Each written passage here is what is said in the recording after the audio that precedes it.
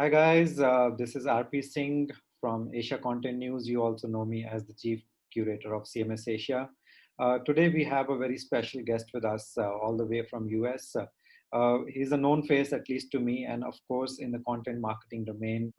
Christoph Trappe is with us to discuss about content marketing. Christoph Trappe is one of the global leaders in content marketing. A pleasure to have you with us, Chris. I know it's very early in the morning for you, but thank you for joining us. You bet. Thanks for having me. Good seeing you.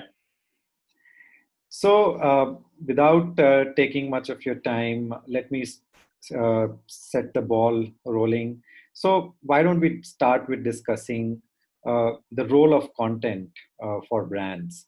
Ever since you and I have been discussing content, it has been changing a lot.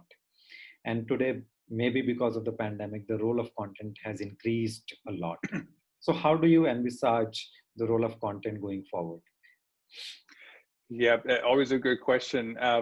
Content really, first of all, that's a very overarching term, right? What's content? I mean, a video is a content, the podcast here is a content, something written is content. But what content helps us do, it helps companies stay in front of people. And that's, of course, becoming harder and harder, quite frankly. And then we have the problem that a lot of content are really creating what I would call crap content. That stands for content really annoying to people. And it's just, chest bumping. I'm showing off how awesome I am. I'm being overly markety. They don't tell a story. And that's really what I try to tell people is don't tell me how awesome you are. Give me an example. Show me how you're helping people. And then the other thing, RP, what's getting harder and harder is to stay in front of people. Every time I turn around, the experts are giving me a new number, how many touch points it takes for people before they do anything. It used to be like 7, and everybody would go, oh my goodness, 7 touch points, that's so many. That went to like 15. Now some people are saying it's in the 30s. So you have to reach me 30 times. I mean, that a blog post won't do that on its own. An ad won't do that on its own. A TV commercial won't even do that on its own, right? Because what do we do with TV commercials? We fast forward through them, right? Or we don't even, I said to somebody the other day, I have TV, like I actually have regular satellite TV because I watch professional football on it. Hopefully, fingers crossed that there's a season. But somebody says, you have satellite TV, right? So it's getting harder and harder to get in front of people. But finding that sweet spot for companies to create content that is actually helpful, that's actually useful, and that stays in front of prospects and customers at the right time, that is really the key to success. And I know it sounds easier. It's easier said than done for sure. But I see a lot of companies where that process is so slow, and they're doing other things before they're focused on that. It's really hard to stand out. When you talk about the COVID issue, right? I mean, there was a lot of companies that shared content around COVID and coronavirus, and that's great. But you have to share relevant content. Like, we don't need another article on how to work from home. I mean, I think that topic has been covered to death, Yeah. right? But if you have something truly unique to say, or if you are first, that's why speed matters. It can really help you stand out. And do you see it, or do you experience it going beyond marketing role? Because traditionally, content has been looked at as content created for marketing efforts.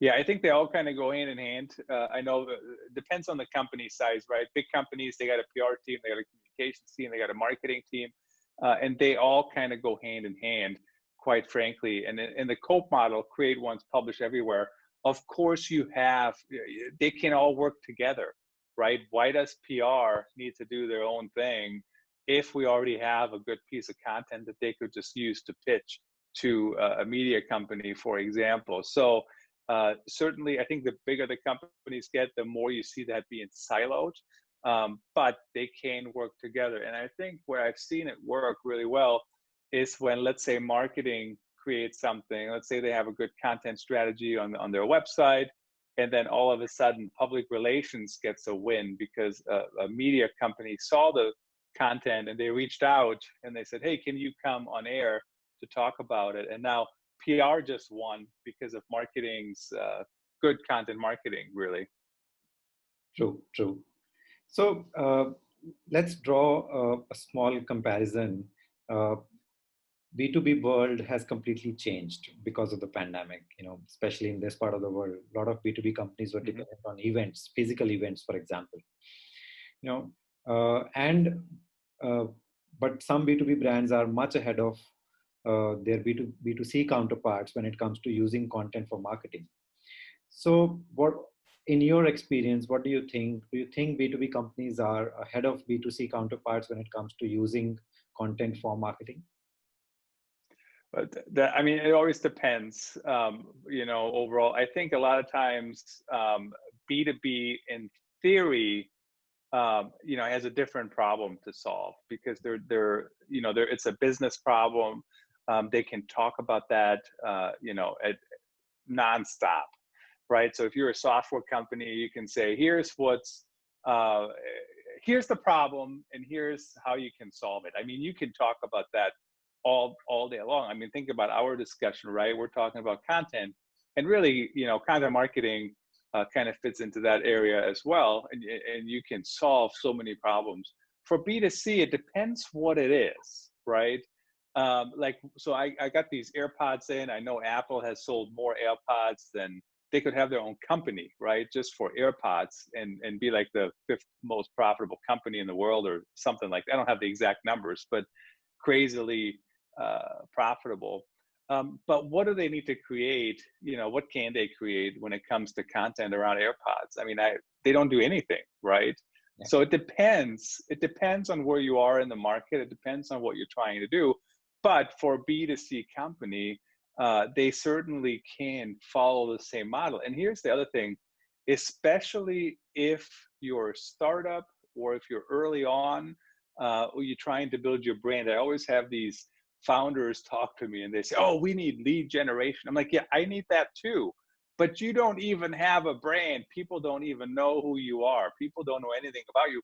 You have to build a brand, right? I mean, if you think about some of the big brands, they still do branding, and people know who they are.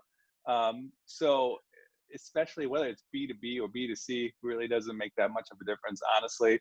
At the end of the day, you have to connect your content to whatever the problem is of your target audience. Sure. So while we are at it, for some B2B companies, the sales funnel uh, has become a little bigger. Uh, all the B2B companies who were not digitally ready, especially in this part of the world, for example, for them, it has certainly become longer. And for some, it has become shorter.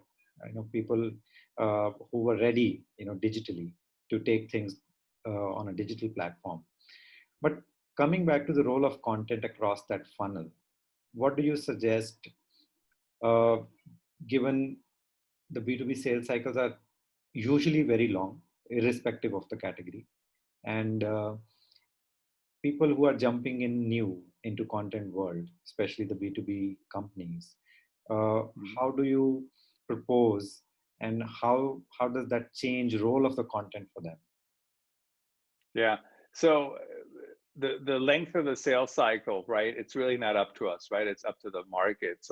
So sometimes we can you know impact it a little bit, but not usually, right? If somebody takes 2 years to buy a software product, that's how it is. Like I was talking to when Andy Cristadina was on my business storytelling podcast, he says our customers buy a new website roughly every 3 years, 3 to 5 years. Once they decide that they need a new website, that's about a 2-month process. So it's not a long process, but I mean it is.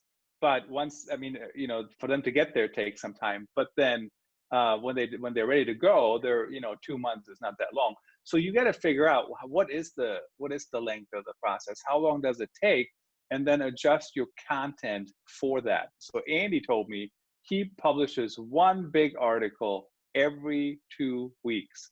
So he's trying to hit the different areas, right? So if it takes people 2 months to make a decision, he has a chance to hit them, whatever that is, 4 times, right? And he still stays top of mind. For everybody else, that takes 3 years. But he is not obnoxious. He doesn't send them stuff every day for 3 years, which would be, I mean, people would hate him, right? So you have to think about what's the sales cycle, and then set up your cadences for that. And of course, today there's so many wonderful tools that help you automate that process. But get on that cadence and then figure out what works. And the other reminder, I know there's a lot of impatient CEOs out there. I'm relatively impatient too, quite honestly. But it takes time, right? So even if you're investing in content, and I would recommend that you do, it's not the content's fault that your sales cycle is 2 years. It was 2 years before you started doing better content, hopefully. So just figure out what that cadence is. What kind of content can you send to people? And the other thing to think about is, Tamara Burkett told me this on the Business Storytelling podcast. 3% of your audience is ready to buy at any given time. So 97%, they're not ready to buy right now. At some point, they might be. So your content needs to go deeper than just pitching stuff nonstop. You want to make it easy for people to buy when they're ready, but it's 97% are not ready to buy right now. True. So any specific advice on funnel stages? We keep discussing top of the funnel, middle of the funnel, bottom of the funnel, and the funny thing is, a lot of B2B marketers still think I have a white paper, so white paper across the funnel. So they think creating white paper is the content marketing strategy. So specifically talking about those three broad stages of the funnel, what do you recommend as content formats to be very precise? Yeah, so I always like the example of white papers really quickly. I know it does work. I know actually white papers is one of the most thought after, and actually, one of the highest rankings lead generation forums. But here's the problem with a lot of companies' white papers, because they're truly crap. They're not worth giving you my content for. And it's like, download this white paper for the 8 secret steps on how to build whatever, and then you download it and it's just crap. Like, it's just terrible. It doesn't tell me anything new. It's not even well designed. It's not even well written. What a waste of my time. You might as well just say, give me your email so I can blast you for the next 2 months. But so those things, they do work for sure. But unfortunately, life is not as linear as we like to think about it, right? So it used to be, we would say, well, here's the sales funnel, and people go here, and then they go here, and then they go here. That happens, but it doesn't happen as often, right? What actually happens is people dip in and they leave, and they dip back, they dip out, and then they dip back in. So it's not, and that's again, when you talk about the 33 touch points or whatever it is nowadays, that's what happens. They kind of leave, and then they see your stuff again, and they're like, oh, that's interesting. But then maybe, they switched roles. Now they're not interested, but they still know about you. Then they got laid off because of COVID, and now they go to a different company, and now they remember your service, and now they're, you know what I mean? It's like, it's not as linear as it used to be. And this is why you see all these remarketing ads everywhere, quite frankly, because what they're trying to do is, they know you've showed a little bit of interest because you connected with them. And now they're going to hit you with an ad until you give up and finally click on it. I mean, there's one conference in the US, and I went to their website one time, and I don't know, but I keep getting their ad like nonstop forever and ever and ever. And I actually thought remarketing expires after 30 days. But so think about that, but the different pieces of content at the end of the day, you need to be informational. You need to draw people's attention. And then you need to sustain that. And then the other thing is, you need to make it super easy to sign up, right? And sometimes that might be, you have a sign up form on the top of your article. Maybe you have a contact form embedded. Maybe you have a button. Maybe you have something else. Maybe you have a messenger pop up. The other thing though is I do think there is a market for conversational marketing. I know Drift is kind of building that market there, and I did actually take the conversational marketing certification. But if you're going to put um, a bot, a chat bot on your website, make sure it works. Make sure it's not just in the way, and and make sure it's set up correctly. I mean, I hate these bots, RP, when I go on there and I say something and they say, I don't know that word. Can you rephrase it? And I'm like, well, that's the word we use for that thing, Yeah, So, but again, make it easy for people to convert, but don't just be pushing nonstop. absolutely, absolutely. And while we were discussing about similarities and contrast between B2C and B2B, and there is something called B2B2C now, which we keep discussing. But do you think in the last year or so, uh, these differences have shrunk, and communications are becoming more edge to edge, which is human to human? So, Mhm. how do you see that shaping up going forward? Yeah. So, I mean, I'm a big fan of H2H or P2P. That's another term for it. And I think people, a lot of times when they talk about, oh, I'm a B2B marketer, I'm a B2C marketer, and I'm so specialized, a lot of times it can be used as an excuse, quite frankly. Sometimes it's used as a differentiator. I get it. But at the end of the day, you're right. We're trying to reach people. And the only difference, quite frankly, is that there are people that have different needs, right? And for B2C, it's fewer people. So I'll give you an example. If you want to sell me AirPods, you only have to really convince me. Well, AirPods, maybe my wife too, because she might have an opinion on whether I need to spend the money on the AirPods. But that's two people max. In B2B, we're seeing these huge buying committees.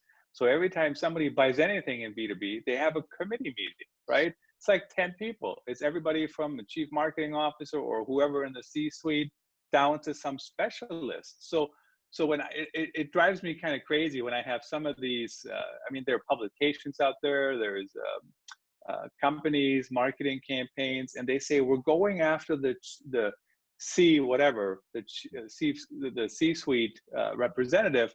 And I'm thinking, but what about these other people? And I'm not making this up. I've literally talked to marketing specialists who really ran the whole process. And I think they made most of the decision. Like, did the CMO, could the CMO or whomever overrule it? Oh, certainly. But for the most part, it felt like actually a relatively low-level employee led the process and kind of had a big input into the decision.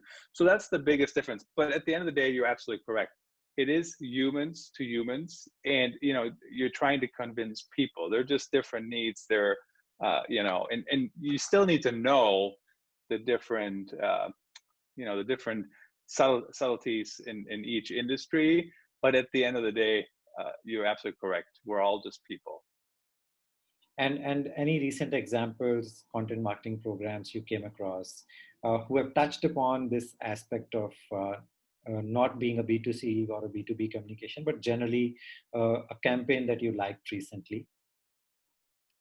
It's always so hard to like actually spot campaigns that you like, because they're just they kind of come by and you see them and then they disappear. I think for the most part, HubSpot does a relatively nice job. They share content right and left. Drift also does a nice job. I think actually the whole certification model is kind of interesting because it ties you deeper to the company. You get a certification, and there you go. It's kind of an interesting model to do. Who else? I think really anybody. It's not truly a campaign, but they certainly make money by getting customers. Like the Search Engine Journal, what they're doing now is they have a podcast, and that's one thing I would really recommend. Any brand, how do you maximize your content? So don't just have a blog, don't just have an ad campaign, don't just have whatever. Tie it all together, and that's kind of what they do. they have articles, of course, and then every Friday, I think they have the Marketing O'Clock podcast that really all they do is they talk about the week's news, and it's on YouTube, it's everywhere, right? It's on all the podcast channels, and that's another way they get in front of it. And I read the publication, but then I also listen to the podcast, which sometimes has new stuff in it, but it also has a lot of stuff I've already heard about one way or another. But again, it's another touch point, another way to stay in front of me. Sure, sure. So the next two, three questions, I want to specifically discuss around pandemic. Uh, a lot has changed. A lot of marketing has changed, and we have developed our own new benchmarks, new KPIs, new ways of working. So specifically for content, how has the role changed because of COVID? Because now you see, from sustaining the business, now discussion has moved to survival. For a lot of companies, how to survive. So, do you think content can help at a business level and not at a marketing level? Yeah, I think content can definitely help businesses. It's the differentiator, right? And it's how do you present yourself publicly? I mean, think about it this way: if like so companies have their buildings remodeled, or they spend $1 million or more. I don't have the right numbers, of course, on their entrance, right? And how much are you spending on your entrance on the web? That is content, right? That's meaningful content, useful content. So you have to make an investment, for sure. But I've seen a number of different reactions to this pandemic. One is people just paused, didn't say anything, right? And I don't understand why that's a good strategy, quite frankly. There's always something you can say. Of course, with the current situation in the world, I mean, there's like everybody's picking on everything. Like nobody can say anything right anymore, honestly. And certainly there are. I'm not making any light of all the bad things happening. But at some point, you have to start your marketing, right? Stay away from some of those topics.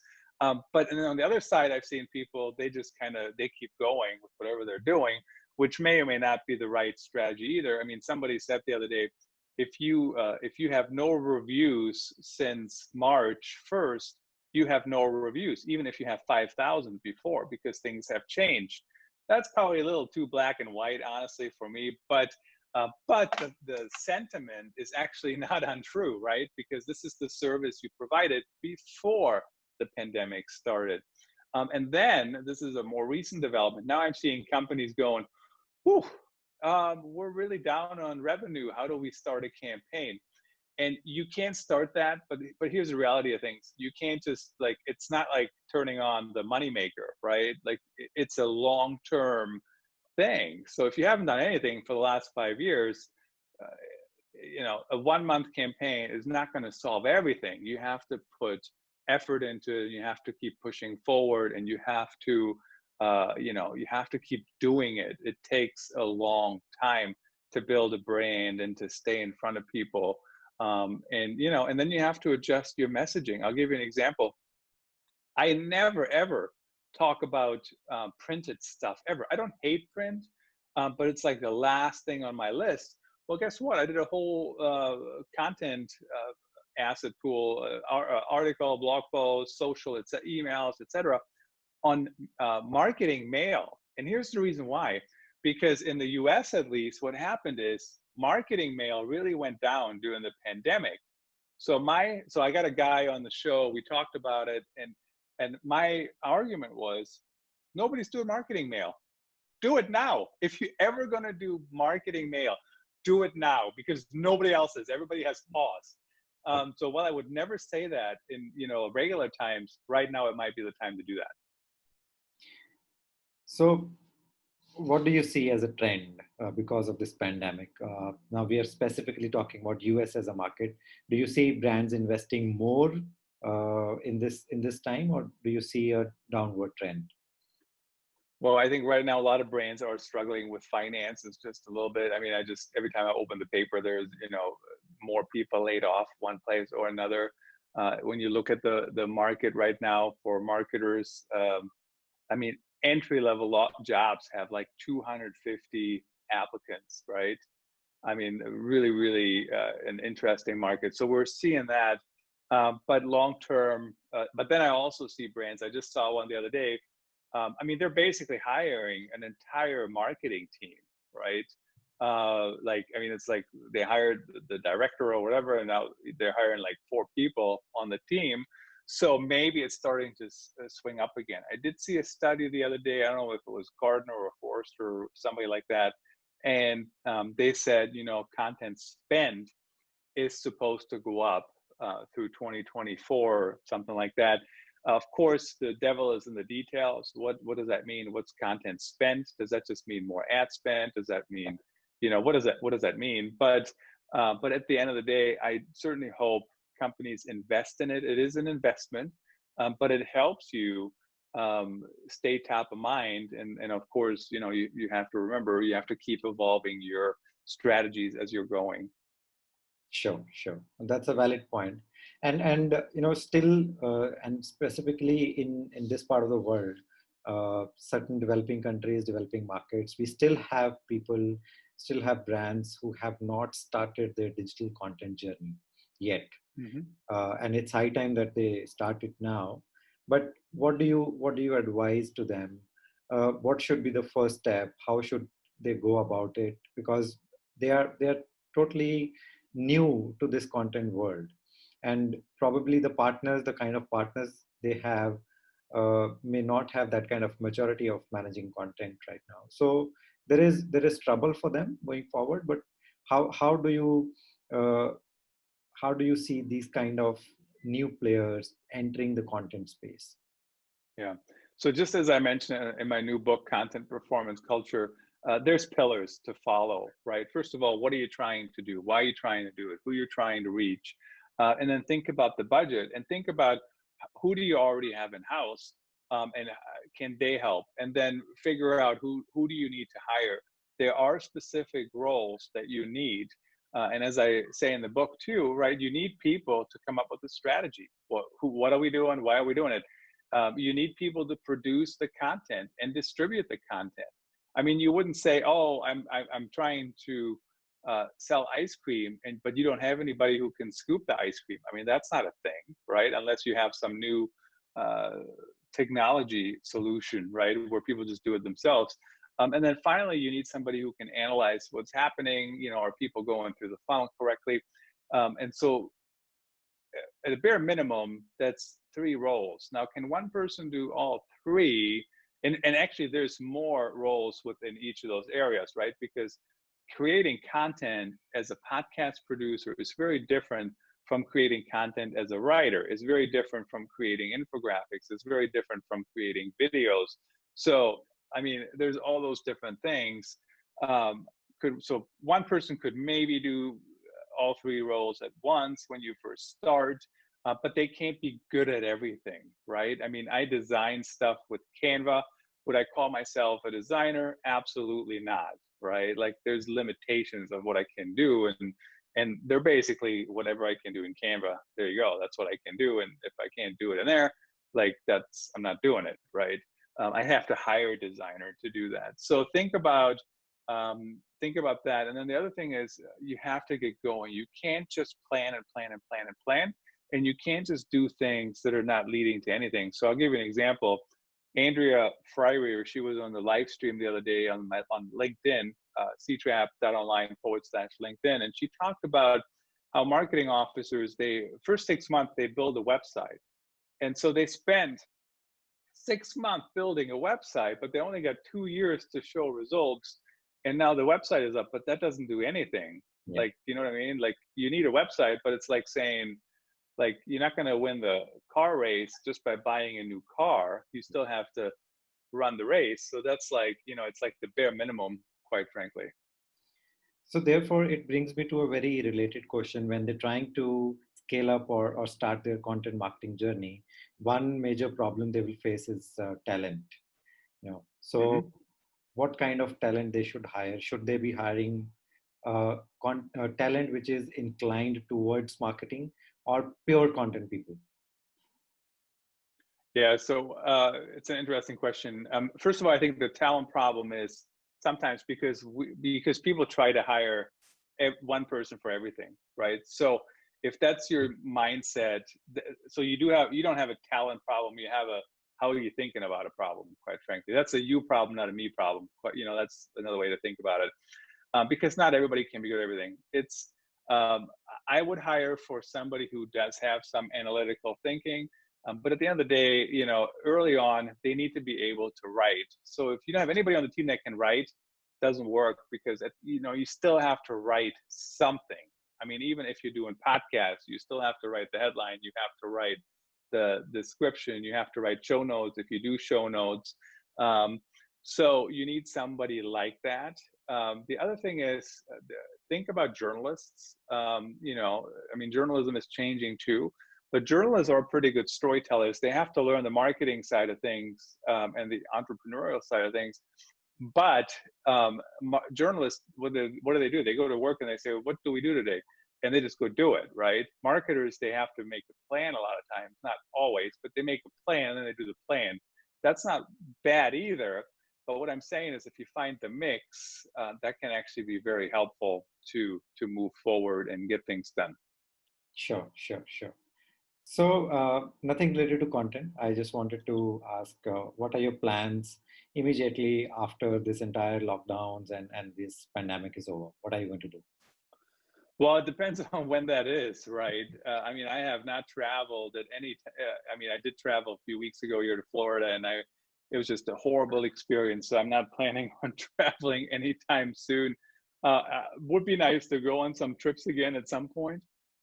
I don't know where that is, but certainly that would be nice. Probably the longest time I've been at home, quite frankly, in a long time.